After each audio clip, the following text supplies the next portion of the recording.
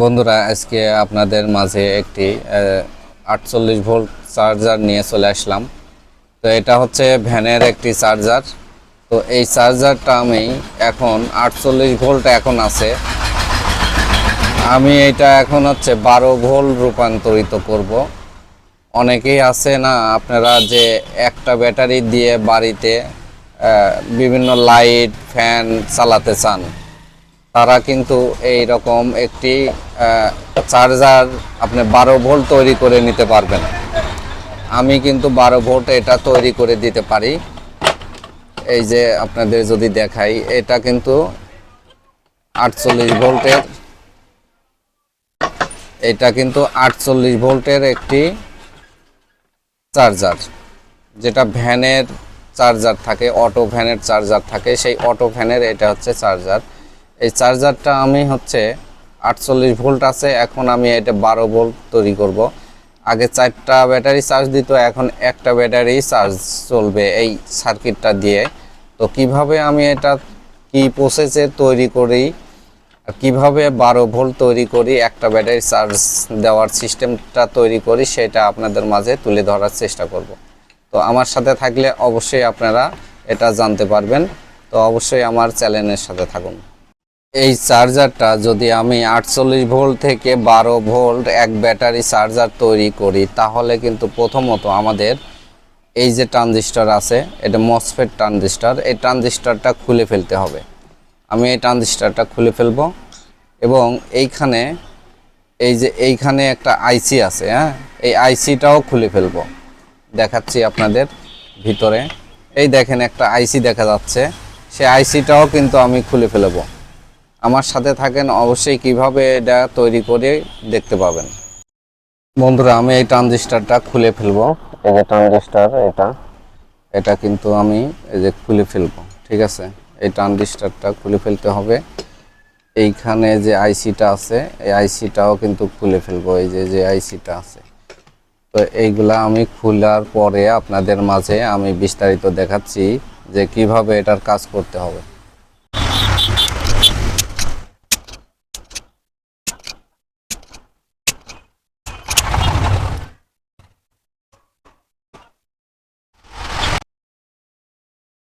আমাদের এই সার্কিটের 12 ভোল্ট তৈরি করতে গেলে বা এক ব্যাটারি তৈরি করতে গেলে আমাদের লাগবে একটা কেএলওয়াই। এই কেএলওয়াইটা আমাদের খুবই প্রয়োজন। এই কেএলওয়াইটা কিভাবে আমি এখানে সেট আপ করি, সেটা আপনাদের মাঝে তুলে ধরতেছি। বন্ধুরা দেখুন, আমি হচ্ছে এই যে আপনাদের কাছে দেখাচ্ছি, এটা হচ্ছে আমরা বলি যে কেএলওয়াই। এই কেএলওয়াইটা আমি এই হিটসিংয়ের সঙ্গে এইভাবে লাগিয়ে নিয়েছি। আচ্ছা, লাগালেওয়া হয়েছে। এখন এই 3টা সংযোগ, এই যে আমাদের কাছে 3টা সংযোগ আছে, এই 3টা সংযোগ কিভাবে আমরা লাগাবো, তাই তো এই 3টা সংযোগ কিভাবে লাগাবো সেটাও আপনাদের মাঝে তুলে ধরতেছি। এই লাল যে ওয়্যারটা আছে, এই যে লালটা আপনি প্রথমত এখানে লাগাবেন। এই যে মাঝের ট্রানজিস্টরের যে মাঝের পিন আছে, মাঝের পিনে লালটা লাগাবেন। এবং কালোর যেটা আছে, এই যে এই কালো যেটা আছে আপনার, এই যে সপারের যে আপনার হচ্ছে হাই ভোল্টেজের যে ক্যাপাসিটার আছে, ঠিক আছে, এই ক্যাপাসিটারের নেগেটিভে লাগাইয়ে দিবেন, ঠিক আছে না। এই ক্যাপাসিটারের নেগেটিভে, এই যে ক্যাপাসিটারের নেগেটিভে লাগাই দিবেন, ঠিক আছে। ক্যাপাসিটার নেগেটিভে লাগাই দিবেন। আমি হচ্ছে লাগায় তারপর আপনাদের দেখাচ্ছি। দেখুন বন্ধুরা, আমি হচ্ছে কেএলওয়াইয়ের লাল তারটা এই যে লাগিয়েছি আপনার হচ্ছে ট্রানজিস্টরের মাঝের পিনে, এবং নেগেটিভটা দেখেন, এই যে কালোটা হচ্ছে নেগেটিভ, আমাদের ফিল্টার ক্যাপাসিটারের নেগেটিভে দিয়েছি। এবং নীল তারটা দিয়েছি আমাদের পিসি যে আছে না, এই যে এখানে একটা পিসি আছে, ঠিক আছে না, এই যে ভিতরে দেখাচ্ছে এটা পিসি আছে, এই পিসির 3 নাম্বার পিনে দেখেন আমি লাগিয়ে দিয়েছি। আপনারা ঠিক এইরকমই লাগাবেন। তো বন্ধুরা, আমার এই ভিডিওটা আরেকটি আমার এই চ্যানেলে দেওয়া আছে, চাইলে আপনি ওই ভিডিওটা দেখে এসে কিন্তু কাজটা করতে পারবেন। আর যদি না পারেন তাহলে এই ভিডিওটা দেখেও কিন্তু আপনারা কাজটা করতে পারবেন। তো দেখুন আমি কিভাবে সংযোগটা করছি, ঠিক এইভাবে কিন্তু সংযোগটা আপনারা করে নেবেন। তো বন্ধুরা, আমাদের মাদারবোর্ডের কাজটা কিন্তু হয়ে গেছে। তো আমি কেএলওয়াই লাগাইয়ে সংযোগ খালি দেওয়া বাদ আছে। তো এখন সংযোগ দিলে পরে আমাদের কাজটা হয়ে যাবে। তো এখন দেখা যাক আমাদের ভোল্টেজটা কত আসে।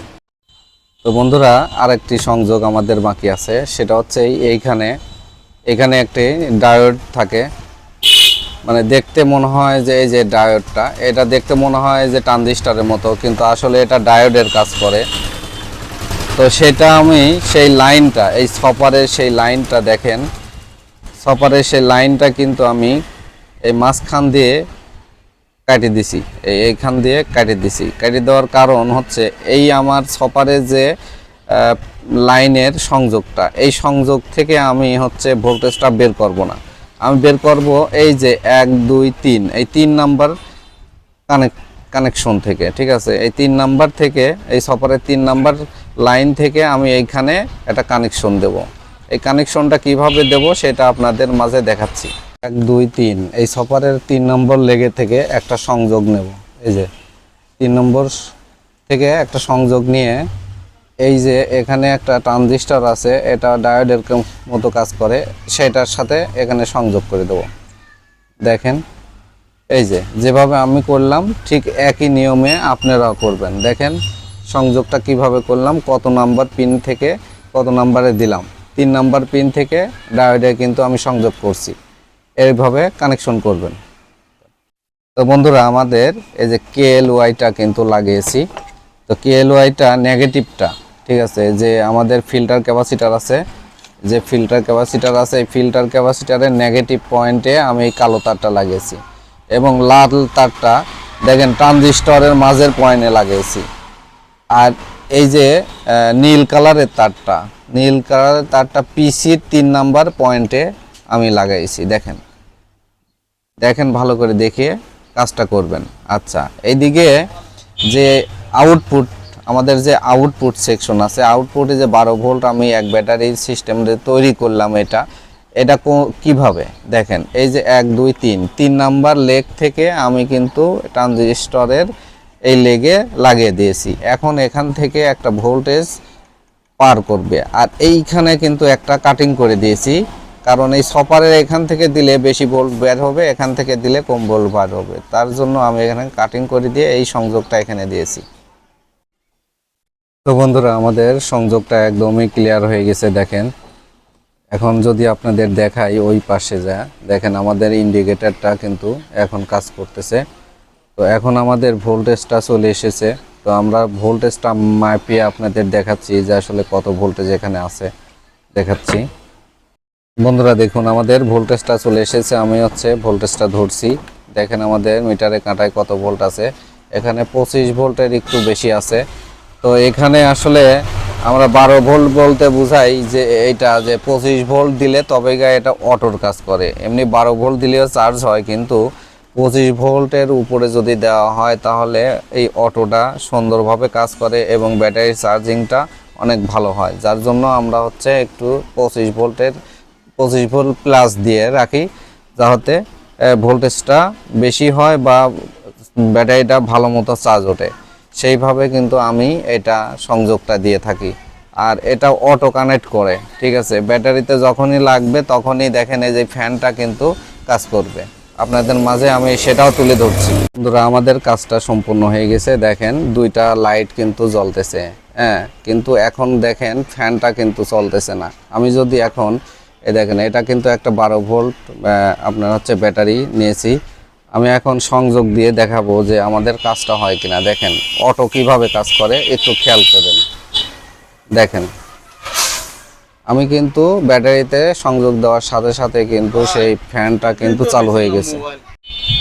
দেখুন আমাদের কাজটা কিন্তু হয়ে গেছে।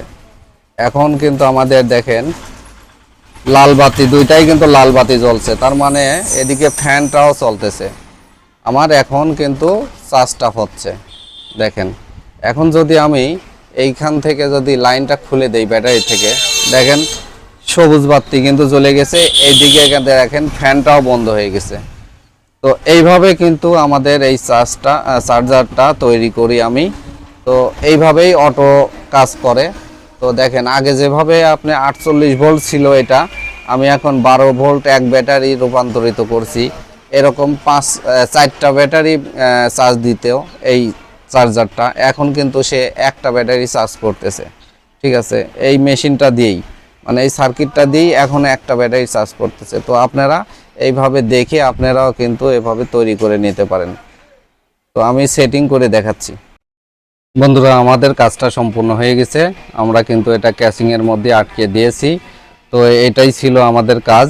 দেখেন আমি কিন্তু আবারও সংযোগটা দেব ব্যাটারিতে। দেখেন ব্যাটারি সংযোগ দেওয়ার সাথে সাথে কিন্তু এখানে লাল বাতি জ্বলে গেছে। ঠিক আছে, তো এইভাবে কিন্তু আপনারা কাজটা করতে পারেন।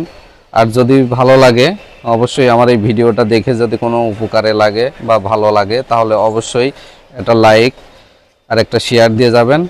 আর হচ্ছে যদি ভালো লাগে তাহলে অবশ্যই সাবস্ক্রাইব করে যাবেন। ধন্যবাদ সবাইকে। আল্লাহ হাফেজ।